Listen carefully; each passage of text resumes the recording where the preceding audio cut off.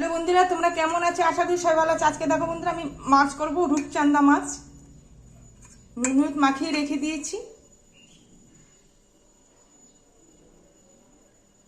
দেখো তেলটা গরম হয়ে গেছে, এবার আমি মাছগুলো ভেজে নেব।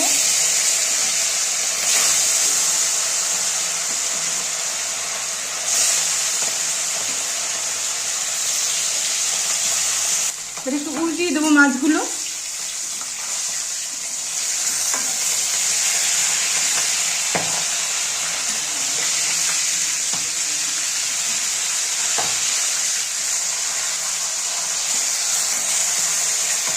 একটা হয়ে গেছে ভাজা।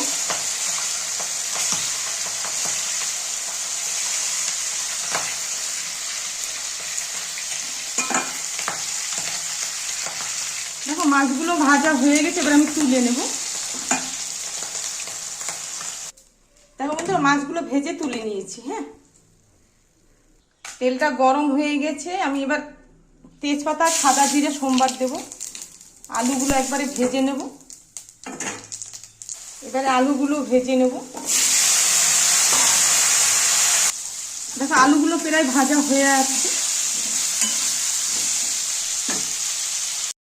আলুগুলো ভাজা হয়ে গেছে, এবার আমি মশলাগুলো দেবো। আদা জিরা বাটা আর শুকনো লঙ্কা বাটা।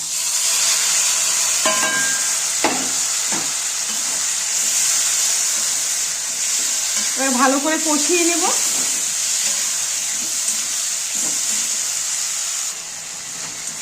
দেখো বন্ধুরা, এবার ভালো করে একটু কষিয়ে নিচ্ছি।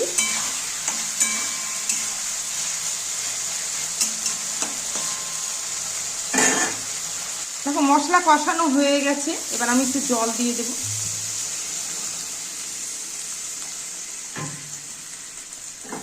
নেড়ে দেব। ঝোলটা ফুটে উঠলে মাছটা দিয়ে দেব। দেখো বন্ধুরা, ঝোলটা ফুটে গেছে, এবার আমি মাছগুলো সব দিয়ে দেব।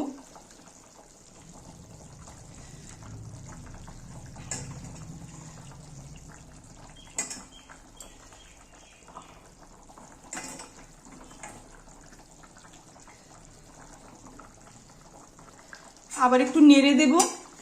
হালকা করে এই নেড়ে দিতে লাগবে, নাহলে ভেঙে যাবে মাছগুলো। আর একটু হলে নামিয়ে দেবো। হ্যাঁ, দেখো বন্ধুরা, মাছের ঝোলটা হয়ে গেছে, এবার আমি নামিয়ে দেবো। হ্যাঁ, সেদ্ধ হয়ে গেছে আলুগুলো। ঠিক আছে,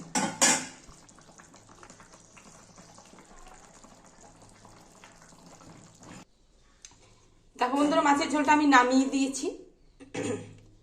এখানে তো আমি পেঁয়াজ রসুন ব্যবহার করিনি, শুধু ঝোলটাই করেছি।